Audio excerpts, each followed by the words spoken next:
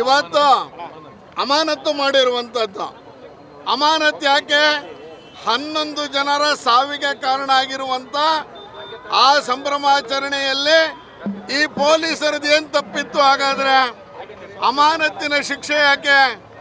ನೋಡಿ, 11 ಜನ ಕ್ರಿಕೆಟ್ ಆಡಿ 11 ಜೀವಗಳನ್ನು ಬಲಿ ಪಡೆದಂಥ ಈ ಕೃತ್ಯಕ್ಕೆ ನೀವು 11 ಜನ ಪೊಲೀಸರನ್ನ ಮಾಡಬೇಕಾಗಿತ್ತಲ್ಲ.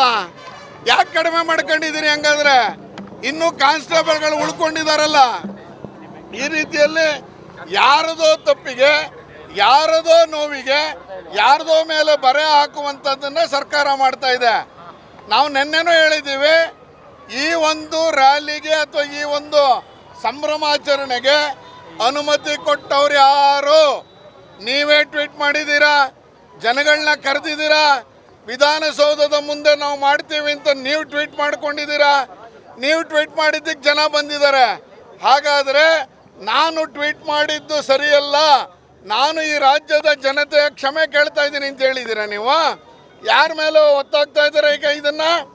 ಇವತ್ತು ಪೊಲೀಸ್ ಕಮಿಷನರು, ಅಡಿಷನಲ್ ಕಮಿಷನರು, ಯಾರ್ಯಾರು ಇನ್ಚಾರ್ಜ್ ಇದ್ದಾರೆ ಅವರೆಲ್ಲರನ್ನು ಸಸ್ಪೆಂಡ್ ಮಾಡ್ತೀರಿ ನೀವು? ಯಾವ ಕಾರಣಕ್ಕೆ ಮಾಡ್ತೀರಿ ಸ್ವಾಮಿ? ಅನುಮತಿ ಕೊಟ್ಟವ್ರು ಯಾರು?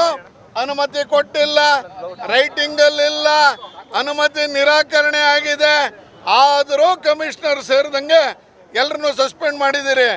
ಮಾಡಕ್ಕೆ ಪ್ರೇರಣೆ ಕೊಟ್ಟವ್ರು ಯಾರು? ಫಸ್ಟ್ ಅದನ್ನು ಹುಡುಕಿ. ಒಬ್ಬ ಪ್ರಮುಖ ರಾಜಕಾರಣಿ ಮುಖ್ಯಮಂತ್ರಿಗಳ ಸುತ್ತಮುತ್ತ ಇರೋರು ನೀವು ಮಾಡ್ರಿ, ನಾನೆಲ್ಲ ಮಾಡ್ತೀನಿ ಅಂತ ಹೇಳಿದ್ದಾರೆ ಎನ್ನುವಂಥ ಅಂಶ ಹೊರಗೆ ಬರ್ತಾ ಇದೆ ಇವತ್ತು. ಯಾರವರು? ತನಿಖೆ ಮಾಡಿಸಿ ನಿಮಗೆ ಗೊತ್ತಾಗುತ್ತೆ. ಯಾರು ಮುಖ್ಯಮಂತ್ರಿಗಳ ಸುತ್ತಮುತ್ತ ಇರುವಂಥ ಸರ್ಕಾರದ ಪ್ರಮುಖ ಹುದ್ದೆಯಲ್ಲಿರುವಂಥವರು ಇವತ್ತು ನೀವು ಇದನ್ನು ಮಾಡಿ, ಮಿಕ್ಕಿದ್ದೆಲ್ಲ ನಾನು ನೋಡ್ಕೋತೀನಿ, ಸರ್ಕಾರ ನಾನು ಹೇಳ್ದಂಗೆ ನಡೆಯುತ್ತೆ ಅಂತ ಹೇಳಿ ಮಾಡಿಸಿದವ್ರು ಯಾರು ಇವತ್ತು? ಇವತ್ತು ಅಮಾನತಿನ ಶಿಕ್ಷೆಗೆ ಒಳಗಾಗಿರೋರು ನಮ್ಮ ಪೊಲೀಸರು. ಯಾಕೆ ಪೊಲೀಸರ ಮೇಲೆ ಮಾಡ್ತಾ ಇದ್ದೀರಾ ನೀವು? ಕಾರಣ ಏನು? ವಿಧಾನಸೌಧದ ಮುಂದೆ ನೀವು ಫೋಟೋ ತೆಗೆಸ್ಕೊಳ್ಳೋದು, ಪಬ್ಲಿಕ್ ಎಲ್ಲ ಚಿನ್ನಸ್ವಾಮಿ ಕ್ರೀಡಾಂಗಣಕ್ಕೆ ಹೋಗಿ ಅಂತ ಹೇಳೋದು. ನೋಡಿ, ಗೃಹ ಸಚಿವರು ನಿನ್ನೆ ಬೆಳಗ್ಗೆ ಮಾತಾಡ್ತಾ ಮೊನ್ನೆ ಬೆಳಗ್ಗೆ ನಾವೆಲ್ಲೂ ಮಾಡಲ್ಲ ಅಂತ ಹೇಳಿದ್ರು. ಆಮೇಲೆ ಪಾಸ್ ವಿತರಣೆ ಆಗಿದೆ ಅಂತ ಹೇಳಿದ್ರು. 8,80,000 ಅಂತ ಹೇಳಿದ್ರು. ಹೆಂಗೆ ಸಿಕ್ತು ನಿಮ್ಗೆ ಇದು 8,80,000 ಫಿಗರು? 8 ಲಕ್ಷ ಜನಕ್ಕೆ ಪಾಸ್ ವಿತರಣೆ ಆಗಿದೆ. ಆನ್ಲೈನಲ್ಲೋ ಆಫ್ಲೈನಲ್ಲೋ ಗೊತ್ತಿಲ್ಲ ನಮಗೆ. ಅದನ್ನು ಮಾಡಿದವ್ರು ಯಾರು?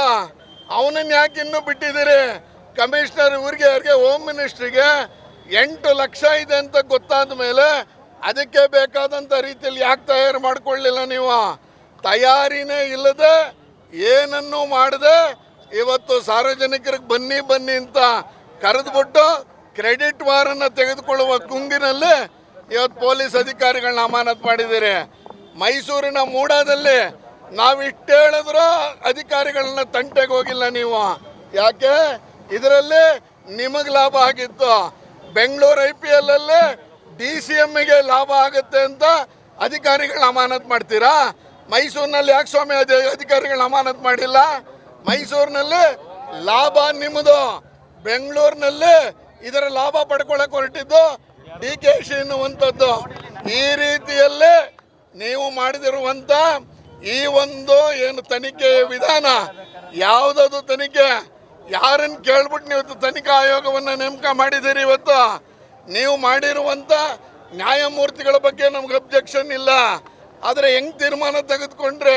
ಹೈಕೋರ್ಟ್ನ ಜಡ್ಜನ ಅನುಮತಿ ತಗೊಂಡಿದ್ದೀರಾ? ಕನ್ಸಲ್ಟೇಷನ್ ಆಗಿದೆಯಾ? ಆಗಿದ್ರೆ ಯಾವಾಗ ಆಗಿದೆ? ಇದೆಲ್ಲವನ್ನು ಮುಖ್ಯಮಂತ್ರಿಗಳು ರಾಜ್ಯದ ಜನತೆಗೆ ವಿವರಿಸಬೇಕು. ಯಾರೋ ಇದು ಮಾಡೋದಕ್ಕೆ ಇನ್ಯಾರನ್ನೋ ಅಮಾನತು ಮಾಡಿ ದಕ್ಷ ಮತ್ತು ಪ್ರಬುದ್ಧ ಎಲ್ಲ ಅಧಿಕಾರಿಗಳವ್ರು, ಅವ್ರ ಮೇಲೆ ಏನಿದೆ ತಪ್ಪು? ಯಾಕೆ ಮಾಡಿದ್ರಿ? ಅದರ ಪೊಲೀಸರ ಪರವಾಗಿ ಇವತ್ತು ನಾವು ರಾಮಸ್ವಾಮಿ ವೃತ್ತದಲ್ಲಿ ಭಾರತೀಯ ಜನತಾ ಪಾರ್ಟಿ ಎಲ್ಲ ಕಾರ್ಯಕರ್ತರ ಜೊತೆ ನಾವು ಇವತ್ತು ಟೋಕೆನ್ ಪ್ರೊಟೆಸ್ಟ್ ಅನ್ನು ಮಾಡ್ತಾ ಇದ್ದೀವಿ. ಕುಟುಂಬ ಸದಸ್ಯರೇ ಇದ್ರಲ್ಲ ಎಲ್ಲ ವಿಧಾನಸೌಧ